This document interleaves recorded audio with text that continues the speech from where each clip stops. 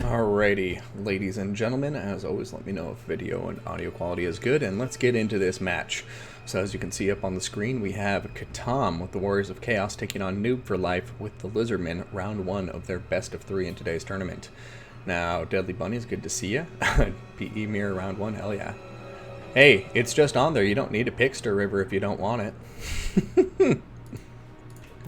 And I hate no one. So, let's go ahead and take a look at the armies here, which I actually forgot to update this scoreboard for, so bear with me just 1 second, and we'll get that fixed, and then go over our rosters. So, starting with the Warriors of Chaos, we are going to have Chaos Marauders making up the front line. It looks like we have 3 of them, and then we're going to have them backed up by 3 Forsaken, and 2 Chaos Warriors with halberds in the very rear on either flank of the Soul of Damnation ROR Hell Cannon.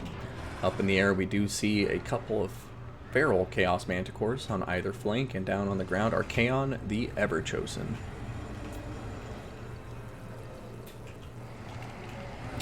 So he is going to be bringing the Slayer of Kings, Stand Your Ground, Burning Head, Cascading Fire Cloak, as well as Crown of Domination and Kindle Flame. Now for the Lizards, now that the battle has gotten underway, we have a single Chameleon Skink up front. We have 3 Temple Guard, flanked by 2 Spears. We're then going to have Pterodon Riders, so it looks like we have 4 of them, including the Hawk Sentinels.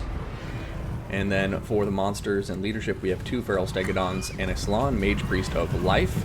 Got Banishment, Shielded the Old Ones, Blood Statuette of Spite, Amulet, Hex Waddle, and looks like Biona's Time Warp, Net of Mintok, and Foz Protection. Digging that spell load out indeed. Soul of Damnation, just lasering in on top of some Temple Guard. Oh, that one gonna narrowly miss because this Temple Guard back here is actually messing up his targeting, so that's when you switch over here to a different Temple Guard unit, so you can ideally get maximum damage. I usually try to target 1, 2, 3, 1, 2, 3, and just keep going back and forth, cycling in and out. Now, it does look like we have a little bit of lag, but it just means we're going to get some cinematic slow-mo as the Stegodons come running in. Archaon the Everchosen diving in after them from the rear, and we'll see if Slayer of Kings steps down here at all, because that could do a ton of work to these Stegodons. But he's got to be careful, don't want to get stuck in a bunch of Temple Guard after all. And it looks like he's playing cautiously now, pulling out through his own backlines. Here comes a Burning Head from Archaon, and it's going right through the Temple Guard. Oh, looks like it was Overcast doing a ton of damage. Ouch, ouch, ouch. Those Temple Guard not feeling good, and now already 2 of the 3 Temple Guard very, very low on health. The other one doing all right now, mopping up some Forsaken and Chaos Marauders. Meanwhile, in the center, though, it's going Chaos's way so far. We do see some rock drops going down on top of the Chaos Warriors with halberds doing a good amount of damage. And now suddenly the Chaos Infantry in that center isn't looking as stalwart as they were just a moment earlier.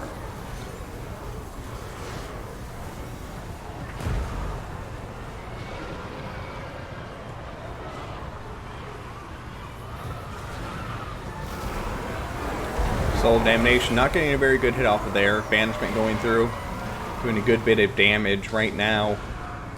Too early to tell, but I would say Chaos has the edge, and look at this, some units I missed in the initial phase of the battle. We have Warhounds with Poison now coming in, and looks like there's some nice micro here. You can see they're making an X as some of them file this way, the rest of them file this way, and probably going to get some nice rear charge penalties on top of a lot of these units, but time will tell. Looks like they're right now trying to go after the Chameleon Skinks, which is a nice move in my opinion. Balance Power getting right back to dead even now, as the forces of Chaos are starting to get battered here by the Stegodons. One Stegodon not looking too good, pretty low in health, the other one about half health too actually. And Archaon still doing just fine. He is an absolute monster with that armor piercing, and he has a Slayer of Kings on, so he does 844 weapon strength right now, which is just devastating. Another Burning Head going down. This one not doing quite as much damage, but still doing a bit to the Temple Guard. I feel like that was a bit of an overspend though, especially considering there's a very healthy unit of Tomb Guard over here that are ripe for a Burning Head. And yeah, right now, balance of power going towards the Lizardmen suddenly. But Manticore and Archaon are getting on top of the Salon Mage Priest. And what do the Lizard have to save them? They have the Solar Spears turning around now, but they're opening themselves up to the rear attacks from Marauders. And the Salon Mage Priest just doesn't have the speed to get away from Archaon the Everchosen. And now we have the Poison Warhounds getting into the mix. And suddenly Chaos looking really strong in spite of the balance of power saying this is going against them. Over here, Pahak Sentinels on top of the Soul of Damnation Hell Cannon crew. But Marauders are in the mix trying to shut them down. And now we have Chaos Warhounds with Poison coming in. And that actually may be the end of the Pahak Sentinels once they get in there and apply that Poison. Trying to take a look over here at the hero fights again. It looks like actually Archaon the Everchosen now stuck in combat. He kind of got pinned in there by all the Temple Guard and maybe the Ancient Stegodon. But Salon Mage Priest really not looking good. Over here, a banishment going down from him though. Trying to get the Warhounds, but it looks like the Warhounds will be running away before it can land on top of them. Archaon, however, has finally gotten through the Lizardmen infantry and is just slaughtering that Salon Mage Priest. And here comes a Burning Head that does have some good potential. Going to be going right down the line and just burninating the Saurus Warriors and Temple Guard. Salon Mage Priest is still routing. Archaon the Everchosen doesn't seem too pressed to attack him. Looks like he has the Warhounds to go finish it off. In the back line, it does look like the Pahak Sentinels were finally taken care of. But another unit of Pterodons has come in and is trying to shut down the Soul of Damnation once again. And Warhounds are on their way back, but I don't know if them by themselves will be enough to deal with these Pterodons. However, we do have some Forsaken coming in to support Soul of Damnation. Only 3 models of their artillery crew left, so Lizardmen should be able to pick up that victory. Alright, looking across the rest of the battle, we do see Archaon, though, starting to look a bit lonely on the field. We'll see if he has enough for another Burning Head. That may help him burn out some of the chaff and the Lizardmen infantry, but as long as he can deal with this chaff, he's going to be okay, because Archaon can go toe-to-toe with this last Stegodon, no problem. And he has the magic, or he has the spells to deal with the infantry, assuming he has enough magic for a couple more casts.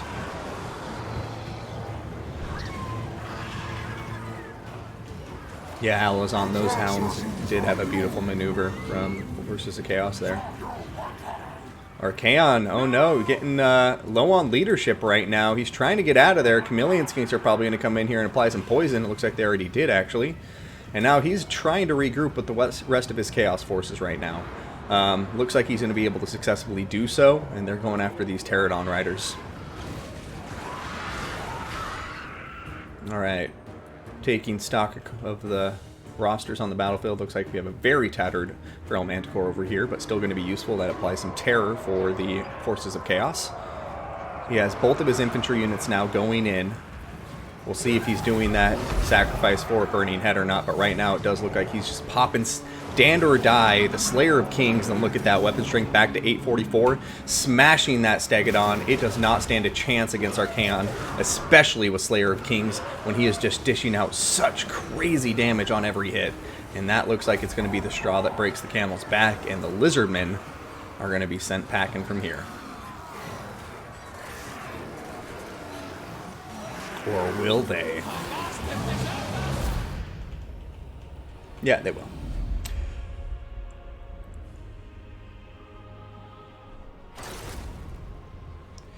Panzerfaust, that's an excellent question, and I was wondering that myself. I'm guessing 5, but somebody let me know if there's a different number there.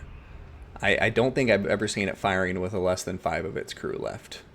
At the lowest, I would say 3. But no lower than that for sure.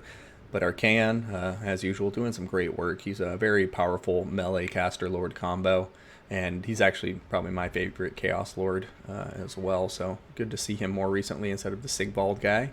And overall, there's a nice build. I mean, it definitely was a close fight, and I don't think, you know, he was guaranteed to win that by any stretch of the imagination. I think it really came down to him doing a good job sniping out the key units, the Salon Mage Priest there. Because until he did that, you know, his infantry wasn't winning that fight. The Lizardmen infantry definitely came out on top. The 3 Temple Guard very effectively countering the 3 Forsaken and Marauders. You know, like the Temple Guard will be able to beat them any day. And the Feral Stegodons just mean the infantry fight's really going to go in favor of the Lizardmen here. So, great job for round 1. Let's see what happens in round 2. update that scoreboard and throw up the army blocker before we get back in. So here we are, round 2 of this best of 3. Katam up 1-0, bringing the Empire against the Beastmen, led by Noob for Life.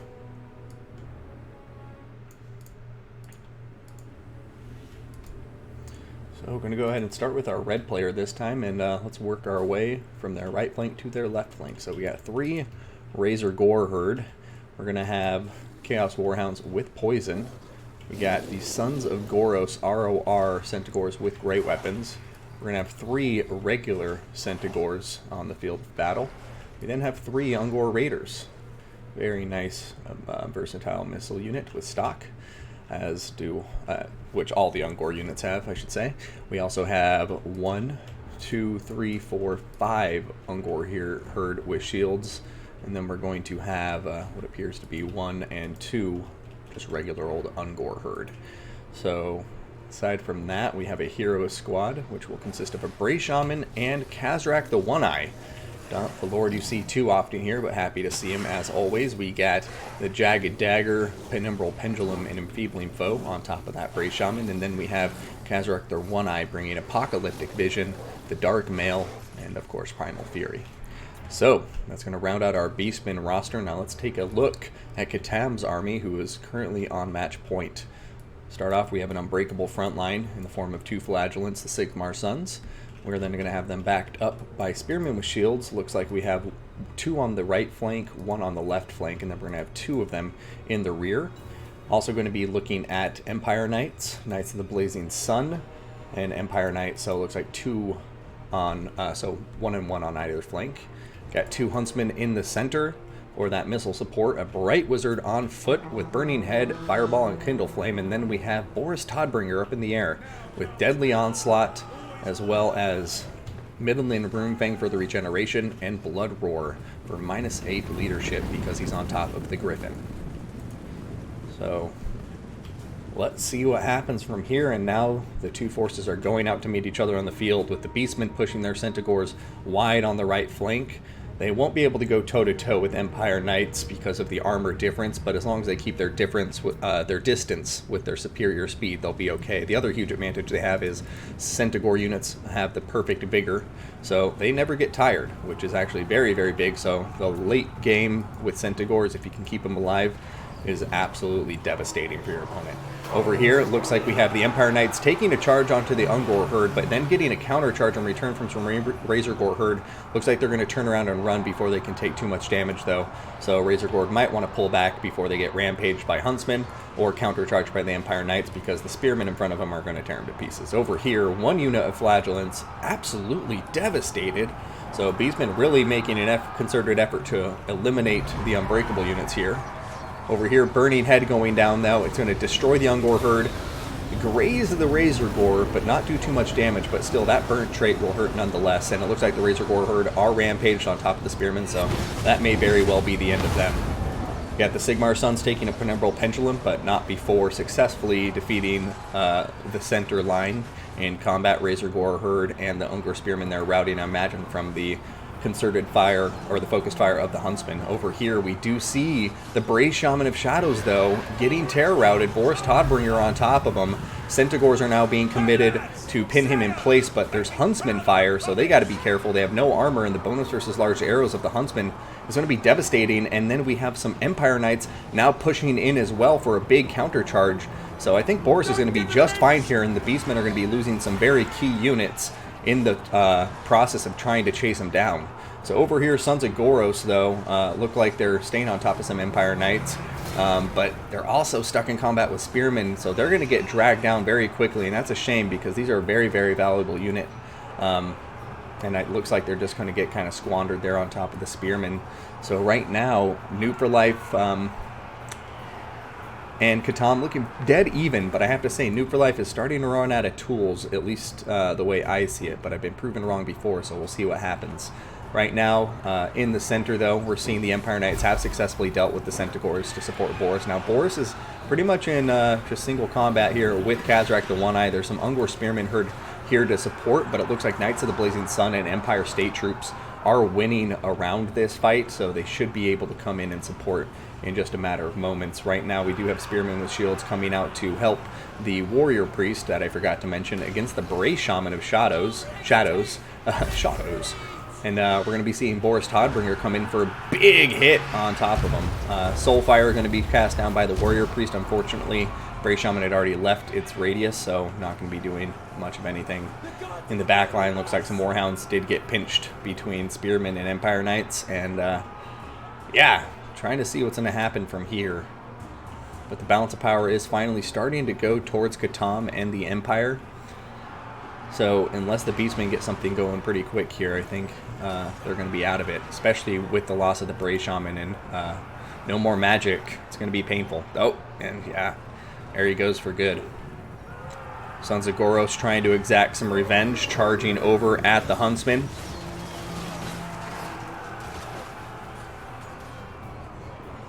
But Empire Knight's going to do a beautiful counter charge into their flank.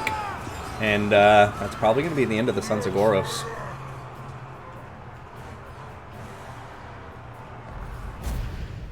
And then Noob for Life will concede defeat. And Katam getting a clean 2-0.